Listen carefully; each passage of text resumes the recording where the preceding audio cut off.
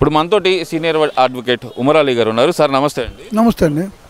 Sir, ఇప్పుడు YCP నాయకులు ఎక్కడ మాట్లాడినా సరే మా మీద పెడుతున్నాయని తప్పుడు కేసులు, రెడ్ బుక్ రాజ్యాంగం ప్రకారం కేసులు పెడుతున్నారు అంటున్నారు. మరి ఇప్పుడు తప్పుడు కేసులు అయినప్పుడు ఏదైతే గనక రిమాండ్ విధిస్తున్నారో జడ్జిలు, రిమాండ్ రిపోర్టు ప్రకారం ఏదైతే రిమాండ్ విధిస్తున్నారో ఆ అవకాశం ఉండిద్దా తప్పుడు కేసులు అయితే కనుక? ఇప్పుడు ఏదైనా ఒక కేసు పెట్టాలి అని అంటే ఆ కేసు సంబంధించిన ఆధారాలన్నీ వాళ్ళు సేకరించినప్పుడు మాత్రమే వాళ్ళు అందులో మీడియేషన్ అంటారు. అంటే ఎవరైతే దానికి సంబంధించినటువంటి వ్యక్తులు ఎవరైతే ఉన్నారో వాళ్ళని విచారించి వాళ్ళు చెప్పింది అందులో రిమాండ్ రిపోర్ట్లో పొందుపరిచి ఆ రిమాండ్ రిపోర్ట్ని జడ్జి గారి ముందు పెట్టడం జరిగింది. అప్పుడు ఎవరైతే దోషి ఉన్నారో అతను కూడా ప్రవేశపెట్టినట్లయితే ఆ రిమాండ్ రిపోర్ట్ చూసిన తర్వాత అందులో జడ్జి గారు దాన్ని ఆ విషయాలు చదివిన తర్వాత కొంత నమ్మకం ఏర్పడిన తర్వాత దీని మీద ఏదో విచారణ చేపట్టాల్సిన అవసరం ఉంది అనుకున్నప్పుడు అది తప్పకుండా రిమాండ్లోకి తీసుకోవడం జరుగుతుంది. ఒకవేళ దానికి తగ్గటువంటి ఇది లేనప్పుడు రిమాండ్ని తిరస్కరించేటువంటి ఇది కూడా జడ్జి గారికి ఉన్నది. అంటే సామాన్యంగా ఏంటంటే మొట్టమొదటి రిమాండ్ రిపోర్ట్లో ఎవరైనా కూడా రిమాండ్లో తీసుకోవటం, రిమాండ్ రిపోర్ట్ ఇచ్చినప్పుడు అందులో ఉన్నటువంటి ఏదైతే ఆ రిమాండ్ రిపోర్ట్లో తీసుకున్నటువంటి సబ్జెక్ట్ ఏదైతే ఉందో మధ్యలో మీడియేషన్ కావచ్చు ఎవరైనా కానీ ఇచ్చినటువంటి ఏదైతే ఆ ఇన్ఫర్మేషన్ ఉంటుందో దాన్ని బట్టి విచారణ తర్వాత తదుపరి విచారణ చేసి అది నిజమా కాదు తెలుసుకున్న తర్వాత అవసరమైతే వాళ్ళు బెయిల్ వేసుకుంటారు. ఎట్లాగూ ఎవరి మీద అయితే రిమాండ్లో ఉన్నారో వాళ్ళకి బెయిల్ వేసుకునే అవకాశం ఉన్నది. అవతలటువంటి వాళ్ళు బెయిల్ వేసుకున్నప్పుడు వాళ్ళ ప్లీ వాళ్ళు తీసుకుంటారు. దీంట్లో ఇగో ఈ లోపాలు ఉన్నాయి, దీంట్లో ఈ లోపాలు ఉన్నాయి, ఇది కరెక్ట్ కాదని చెప్పినప్పుడు జడ్జి గారు నమ్మారనుకోండి అతను బెయిల్ ఇవ్వడం జరుగుతుంది.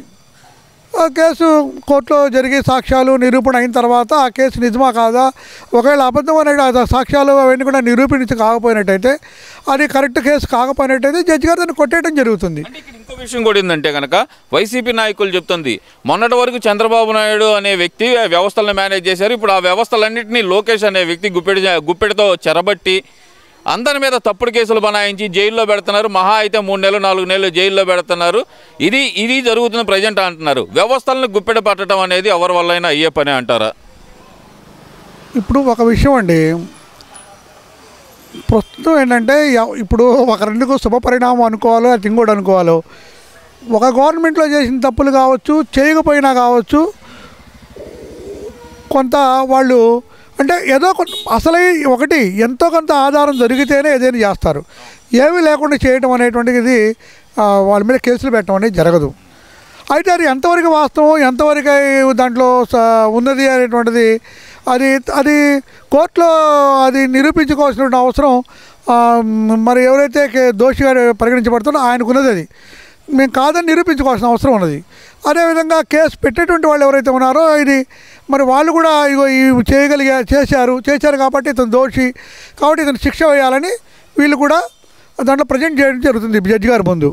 ఈ రెండు వాదనలు విన్న తర్వాత జడ్జి గారు వీళ్ళు పెట్టినటువంటి ఏదైతే కేసు పెట్టినటువంటి వ్యక్తులు ఎవరైతే ఉన్నారో వాళ్ళు ఇచ్చినటువంటి సమాచారం కరెక్ట్గా ఇది నిజమే అని నమ్మినట్లయితే ఆ సాక్ష్యాధారాలను బట్టి ఆ వచ్చినటువంటి ఆ రిటర్న్ యొక్క రిటర్న్ ఆర్గ్యుమెంట్స్ కానీ రిటర్న్ ఫైల్ చేసినటువంటి అవి మ్యాటర్స్ కానీ ఏమైతే అది జడ్జి గారు పరిశీలించిన తర్వాత ఆయనకైనా దాన్ని నమ్మినట్లయితే తప్పకుండా అది శిక్ష వేస్తారు. లేదంటే వ్యవస్థలను మేనేజ్ చేస్తుంది ప్రభుత్వం అంటున్నారు. వ్యవస్థల మేనేజ్ అంటే జడ్జిమెంట్ని కూడా మేనేజ్ చేస్తున్నారు అనేది వాళ్ళ వాదన. అది సాధ్యమయ్యే అవకాశం ఉందనుకోవచ్చు అంటారు. జడ్జిమెంట్ని మేనేజ్ చేయడం అనేది జరగదండి.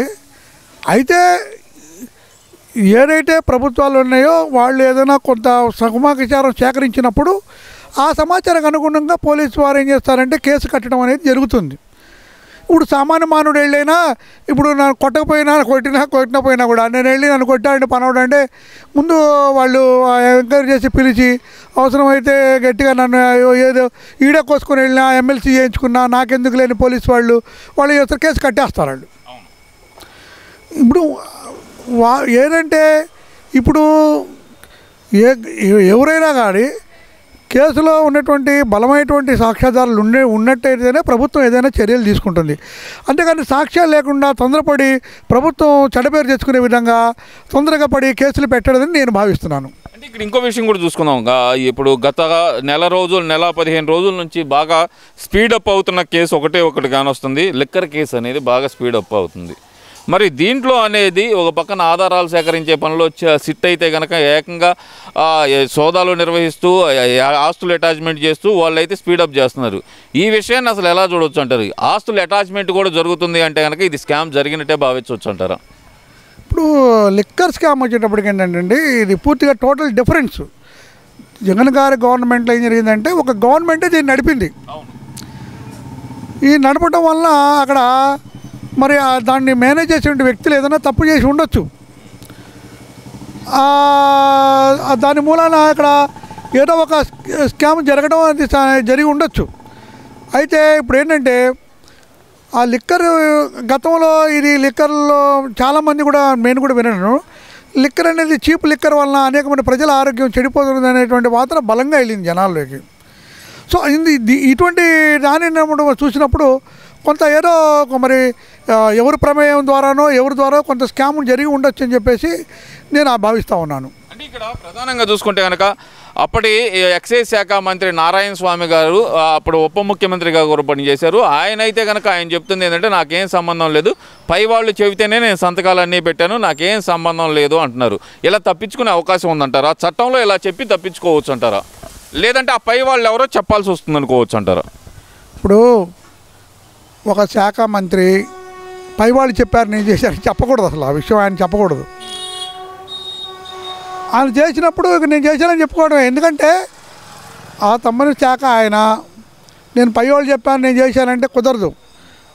తప్పనిసరిగా ఇప్పుడు శ్రీలక్ష్మి విషయం తీసుకోండి. ఆ రోజు మరి పైన వాళ్ళు చెప్పారు నేను చేశానంటే ఒప్పుకున్నారా? ఒప్పుకోలే కదా, వాళ్ళకేం పడలే కదా, ఆమెకే కదా శిక్ష పడింది, ఆమెకే శిక్ష పడింది. ఎవరైతే ఆథరైజ్డ్ పర్సన్ ఉన్నారో వాళ్ళు మాత్రమే జవాబుదారీగా ఉంటారు. లేనప్పుడు అక్కడ కోర్టులో తప్పనిసరిగా నేను చేయలేదు వాళ్ళ పై వాళ్ళు, ఆ పై వాళ్ళు ఎవరు చెప్పాల్సిన అవసరం వస్తుంది అక్కడ. అది తప్పనిసరిగా క్రాస్ ఎగ్జామినేషన్ వాటిల్లో ఇదే విషయం చెప్పినట్టు ఎవరు చెప్పారు, ఎవరు సంతకాలు పెట్టుకుంటే పెట్టావు, అప్పుడైనా వాళ్ళ పేర్లు రావడం జరుగుతుంది. సో తప్పకుండా దీన్ని తప్పు జరుగుంటే తప్పించుకునేటువంటి అవకాశాలు మాత్రం ఉండవు. వాళ్ళు ఎవరో బయటపడే అవకాశం ఉందంటారు నారాయణ స్వామి గారి మాట ప్రకారం తీసుకుంటే కనుక? తప్పకుండా ఇప్పుడు ఆయనన్నా బాధ్యత వహించాలి. లేదు ఈ తప్పు ఎవరి వల్ల జరిగిందో ఆయన చెప్పగలిగి ఉండాలి. ఈ రెండు తప్పకుండా రేపు కోర్టులో మరి క్రాస్లో కంపల్సరీగా ఎవిడెన్స్లో కానీ వాటిలో కానీ బయటపడేటువంటి అవకాశాలు ఉన్నాయి.